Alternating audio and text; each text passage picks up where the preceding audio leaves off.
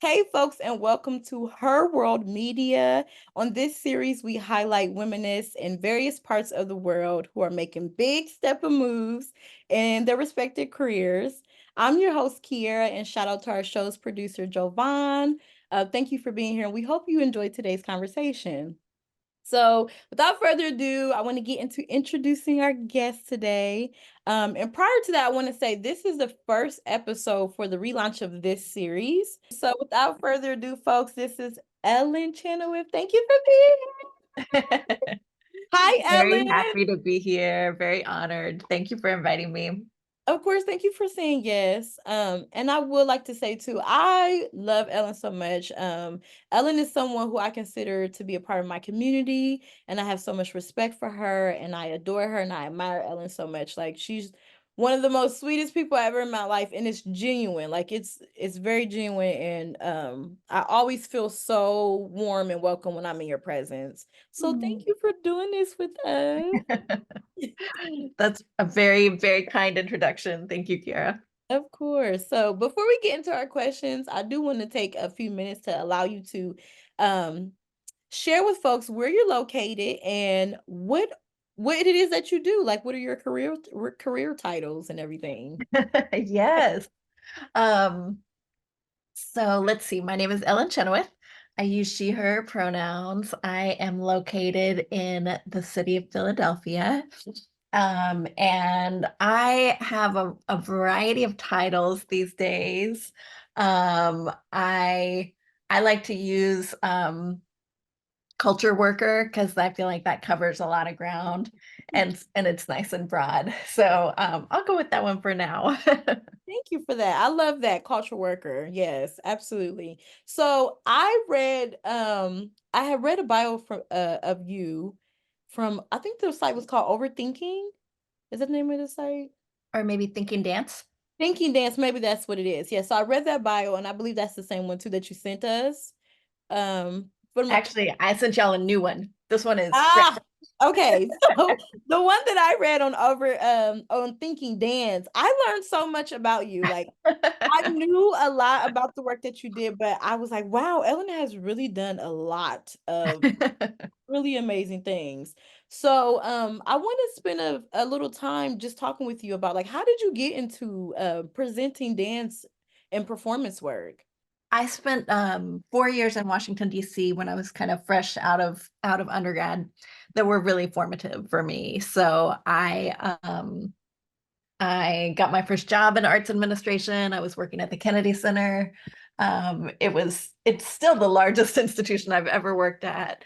But I worked in like a very small little division of the education department, and we did kind of adult education programs that went along with the programming at the Kennedy Center. So that was really where I was exposed to dance for the first time, and I fell in love with dance there. Um, and at the same time, I got kind of involved with the DC punk community. Mm, And so there were a lot of like DIY shows, a lot of basement shows. And I feel like that energy and that spirit was really shaped a lot of my thinking as I was kind of in these like more formal presentation venues as well. So kind of like weaving both of those together shaped my approach in a lot of ways. absolutely. And can you talk a little bit more about that? Like what specifically about going and seeing dance and putting yourself in those environments helped shaped how you approach presenting dance? Well, I think another really important space for me at that time was an organization called Dance Place, Mhm. and they were like they still are. They're a really important community hub. And your introduction meant a lot to me, Kara, because I feel like they embodied the spirit of like everybody was welcome there. You had a warm feeling when you went in. At that time, I didn't know anything about dance, but I like signed up to usher so I could see performances for free. And it was a place where it was like possible to learn and grow in community. And it didn't matter that I was coming in, not knowing that much. And you just it felt like a really warm and welcoming space. Absolutely. Um, and I think from the punk community, it was like if you had a space or you had access to a space, that was like golden, you Mhm. know, and you were obligated to share that resource with the community. Like if you had this amazing thing, you had to share it, you know, like that's just that Right. was you didn't think about it, you know? And so approaching it like how can I best like steward this resource for the benefit of the community? Absolutely. And I think that was really important to me. Yeah, of course. I really love to that point about like sharing the access that you have.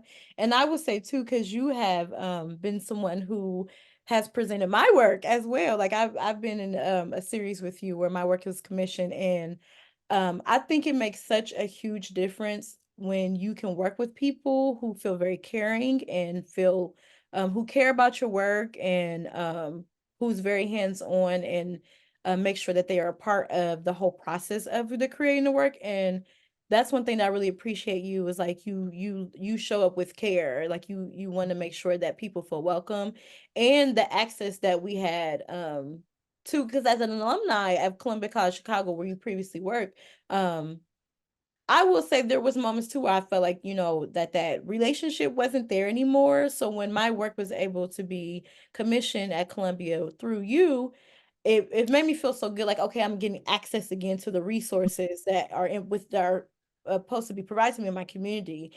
And I really appreciate, and especially living on the south side of Chicago where there's more limited resources as an artist, it felt really good to be welcome in that space and feel like, this is my home for the time, it's my home, and I can have autonomy over how my work is presented through you. So I Mhm. definitely see those qualities in you for sure.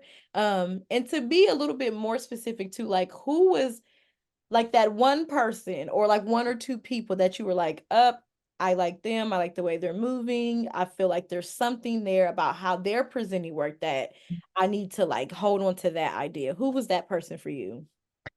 Yeah, I in DC there were two women who ran Dance Place, Carla Perlow, Deb Riley and Carla Perlow, and they shared leadership responsibilities at Dance Place. And Carla, especially, I'll always remember one time she invited me over to her house for tea. And I got lost and it was raining and I was on my bike. So I showed up like a drowned rat on her porch. And she took me in, she dragged me off. You know, I was upset about like some struggles we were having at Dance Exchange, and she made a donation on the spot. And one thing she said that I'll always think about is she was like, you know, it doesn't have to, the way you do things, it doesn't have to make sense to anybody else. If it works for you all internally, if it makes sense to you, like she and her co-leader had worked together for decades. She was like, it doesn't always make sense to people outside of our partnership, but Mhm. it works for us. We know what we need. And so that's the most important thing. Absolutely. Um, but yeah, she was just, I feel like both of them were just visionary leaders and created something really beautiful. Yeah, thank you for sharing that.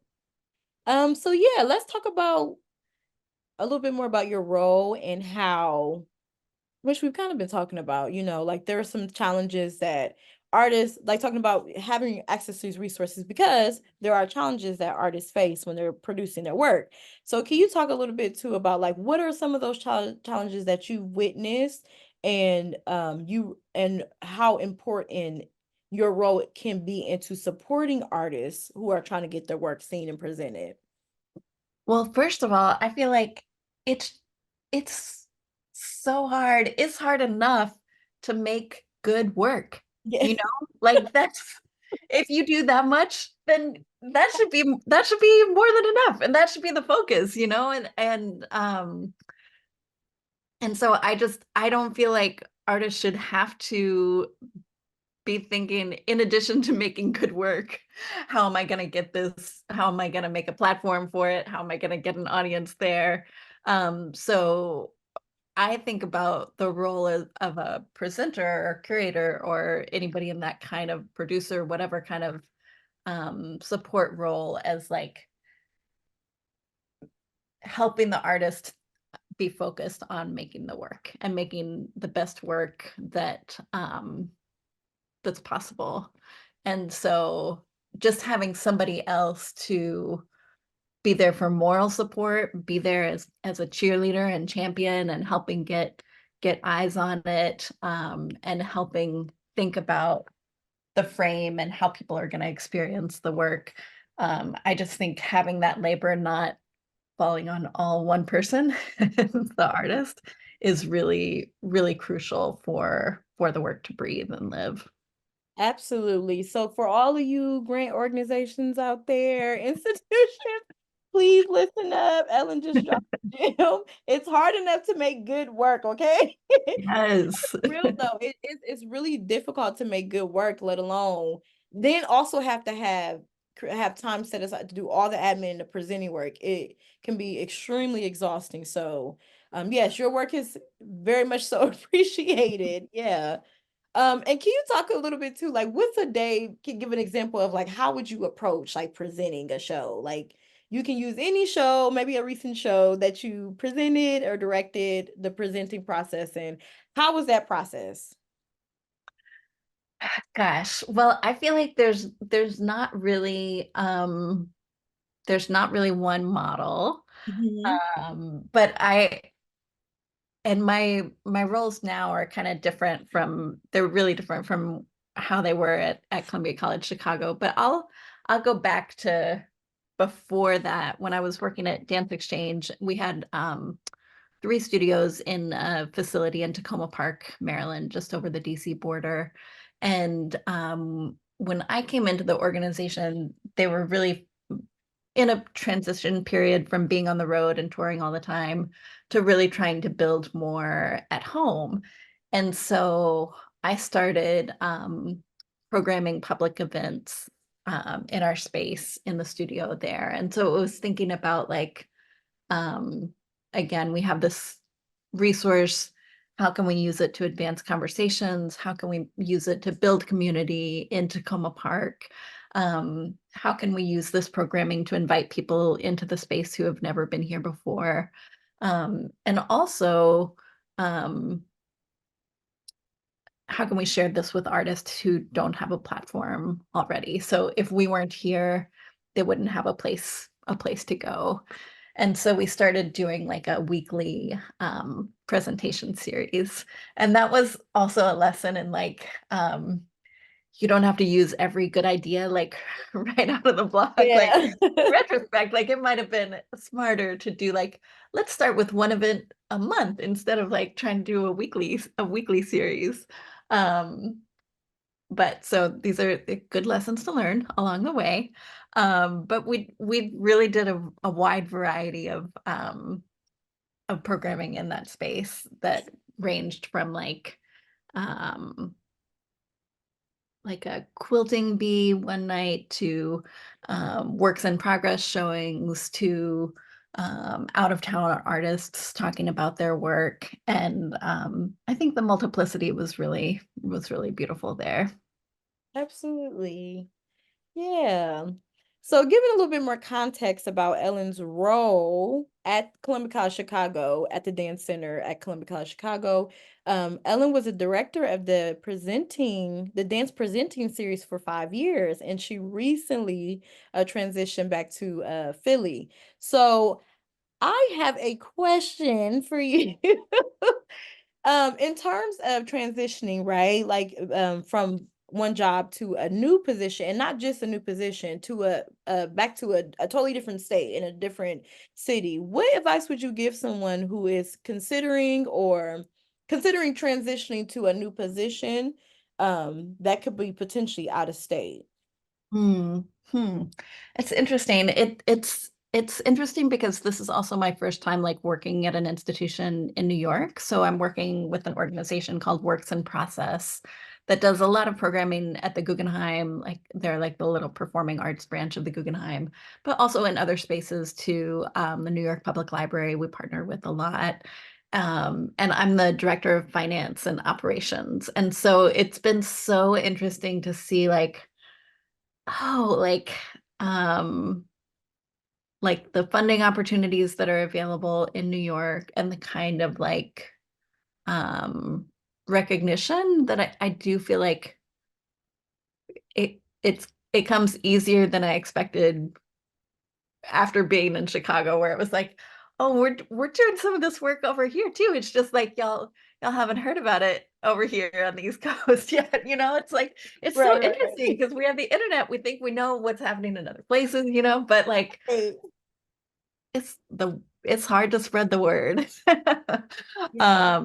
And so yeah, I am like continually surprised by how we are all connected, and yet there's still this like geographical divide and the way that different scenes can be like isolated from each other, or just the difficulty in like bringing a performance piece from Chicago to Philly to get it seen here. It's like, man, it feels like it shouldn't be this hard.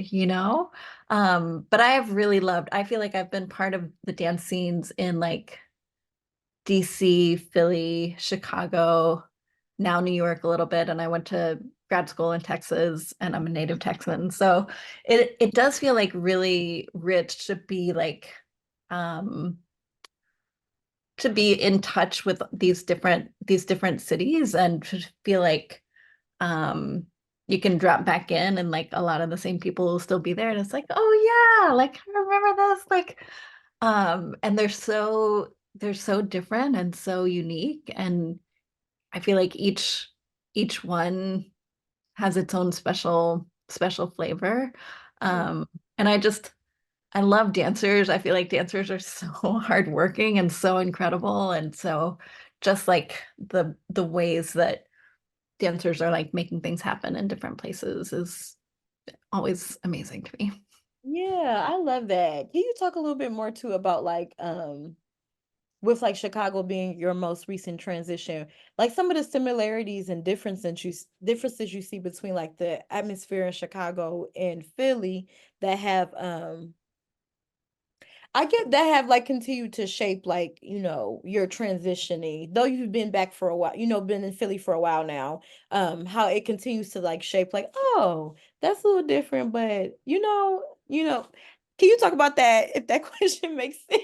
Yeah, it totally makes sense. It totally makes sense. And it's so interesting because I do feel like the landscapes are shaped by the institutions in some cases. And so like Chicago having CDF and like See Chicago Dance, like even though these organizations are relatively small, it's like it's so awesome that they're there, and that like there are people who are like full-time devoted to that infrastructure.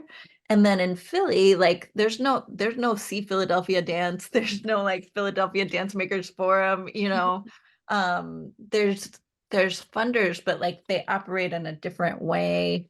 And so I think every city should have like a Dance Makers Forum that Yeah. have like project grants. Like, gosh, I would love that. Um, and like Links Hall. Like I think Chicago should have like 10 or 15 Links Halls, but like Absolutely. at least there's one. In Philadelphia, there's not really an equivalent to Links Hall. And so I do feel like um yeah, there's an interesting like disparity in infrastructure, and Yeah. also like looking at what cities support their artists, like by the numbers, like just looking at the cold hard cash that's getting distributed Yeah, to the artist. absolutely. Um, and so I think that's one way of like measuring public support. Um, but in here in Philly, I really feel like independent artists are kind of like stepping into the void that institutions have left or just the void that's there naturally. And so an organization like Cannonball springing up from a group of artists that are like, we see this is there's no presentation opportunities. We're gonna like make it happen on our own. Um, and that to me is like frustrating because I feel like they shouldn't have to do it and inspiring at the Yeah. same Right, time. right. Absolutely. Yeah. Thank you for sharing that. Yeah, I appreciate that perspective. So talking about the many hats that you wear in your career, I know you recently, I believe back in January, hosted a tax session, info session for artists. And I was so mad at myself because I missed it. And I put it in my calendar and everything. And I just, Ellen, honestly, I don't remember what happened. It just was one of the days where it was like, here, it's just off. But I really appreciate so much when there these kind of those kind of info sessions are hosted, because I've had a lot of difficulties with, like, organizing my taxes and making sure I'm doing everything the right accordingly to all of the, like, policies and everything as an artist. So can you talk a little bit about that and like what motivated you to like host one? Yeah, yeah. That came out of my job at Works in Process, and where there I'm the director of finance and operations. And so a big part of my job is just paying artists, which I try to do like as quickly and Yeah, like with as minimum of fuss as possible, you know. yeah, it's Um, complicated. yeah, and like, yeah, especially after coming from the bureaucracy of academia, it's so fun to just be like, let me PayPal you that payment right now, you know. Yeah. Um, but one of the things that I really appreciate about Works in Process is that we work with a really wide variety of dance artists in particular. So we do work with institutions like New York City Ballet or like I don't know, organizations that have been around for a long time, and also a lot of work in the like street and social dance communities. And so I feel like yeah, and like emerging artists to really well established artists. So I was just looking at the kinds of artists that we were paying and thinking about like, oh, I bet this information could be useful to some of the people that we're working with. Um, and so and that's one of the things I appreciate about the organization too, is that it's like small and nimble enough that if I have an idea for a thing I want to do, they're like, yeah, go for it. You know, like you want to do tax information session? Please, that sounds great. That's Um, awesome. yeah, but I think like financial empowerment and financial literacy for artists and like being able to advocate for um, needs is really, really important for our whole sector. So yeah, that's definitely like I feel like a lifetime mission for me is like Yeah, financial literacy for artists. Um, absolutely. And do you plan to host any more of those tax info sessions? so I did two this year, and it was kind of like a first time. Mhm. And I think they went pretty well. So yeah, probably next year, well, I'll do some more, but I also need the slides I would for say, this please, year. please, please send it to me. I was so mad at myself. Yes, but I definitely appreciate the opportunity and you thinking of me to be like, hey, come participate in this info session because it is very needed. So please share the slides with me. I really appreciate it. Thank you for that. Of Um, course. So I also want to ask you too, based on your worst day at work, like the absolute worst day. Sorry to take you back there, but based on your worst day at work, what is some advice that you would give someone who's interested in going into like this career path of presenting dance or any kind of career path in supporting performing artists? Yeah. It's funny, so much of these questions like take me back to my like early years in DC, which I kind of I'm wasn't glad. expecting. But yeah, there I when I was working down there, I knew a man named Paul Brohan who was working at University of Maryland. And I think they were doing a project with Aiko and Coma that was like, in my memory at least, there was like it was like a cave they were trying to make, and there was like water dripping from the cave, Huh? and there was a string quartet playing with them. And I could be making this up, but it seemed like a really challenging project. And I asked Paul, I was like, how do like how do you deal with the challenges that come up, or like how do you stay excited about the work or something? And he was like, he's a very like soft-spoken man. He was like, keep an open heart and an open mind. And I have really held on to that. And I feel like it's been useful in all of my like whatever kind of hat I'm wearing in arts administration. Those two guiding principles have been really helpful for me to think about like, okay, like yeah, like let's try this on, you know? And if I feel like if I feel my heart or my mind like closing up or like clenching a little bit, it'll be like, okay, Ellen, like what do we need to do here? Do you need to like Yeah. go see some art? Do you need to take a walk? Do you need to take a nap? But like I like you can feel it, you know, Yeah. when things are closing up, it's like, okay, what do I need to do to like get in alignment again? Because I feel like when I'm working with artists, I don't want to take like a closed feeling into that dialogue, you know? Absolutely. I would say something for me too that felt kind of similar, and I really practiced when my work was commissioned through the series that you directed, Sparkplug, South Loop Sparkplug, was yes and I got that from one of my best friends, Brianna, you know Brianna Alexis Heath. um yes and, which feels very similar of like things are going to happen, but and that's a part of the process too. And how can you continue to share, like, okay, well, there's these other options, like, and this can be a thing. Okay, that's not working out, but maybe this will. So I feel like that time I was really able to practice that yes Mhm. and mindset, because yeah, a lot of stuff had happened, and it worked out beautifully. So yeah, well, thank you for sharing that. We have a Well, I little think bit. it's just Oh, go ahead, I'm it's sorry. really important that I think that's part of the process, you know, that Yeah. like things are not going to go according to plan, you know, and like on the administrative side or the producing side, like you just have to like build that into Yeah. the mental plan, you know? And then sometimes you limit like the possibilities of the work or the process when you're like, oh, it's not going exactly how I had planned. But it's like there's all these other possibilities. So you don't want to, yeah, just cut your, and you'll be surprised at yourself too. Like, oh, wow, we can do this and we can do that. And I wouldn't have thought about that if it didn't go as planned. So I think that's a really good point and something that people can use overall, like that kind of Yeah. concept.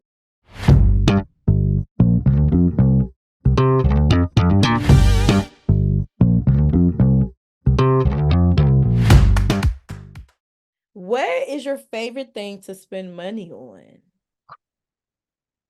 It's got to be performance tickets. No, it's a performance ticket. Yes. I thought Yes. you were asking me a question. Sorry.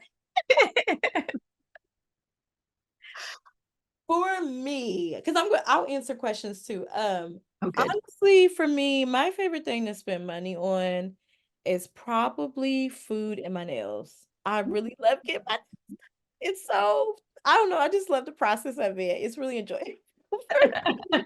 So yeah, and I love food. I love trying new food and things like that. So I'll spend money on food. Nice. Yeah, food would be a Okay. second for me.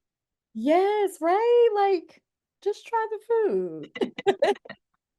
Let's see. What other questions do they have that are actually good? Hmm. Oh, here's one. What is one important skill every person should master? Ooh. Oh man, that's a good one. You want to go first? Oh, Ellie.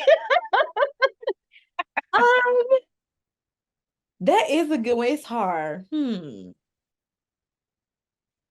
I guess I'm trying to base it on like things I'm learning. Like, cause now I'm, in my 30s. I'll be 31 next month. Like, what are things I feel like, um, I feel like everyone should be able to do to master like basic self-care skills. And what I Mm. mean by that is like you should be able to make yourself a meal. It doesn't have to be A1, but you should be able to feed yourself and like um be able to do like those basic things, I guess, of like how to like upkeep a house or like upkeep your space. So I feel like everyone should have that because it for me, and the reason why I said it too, because for me it made a difference with my mental health practice as well. Like Mm. being able to take care of myself made me feel responsible for also taking care of like my mental health, which made me feel responsible for taking care of how I interact and I'm in relationships with people around me. So Mm. that's what I would say, I guess, right now. I like that.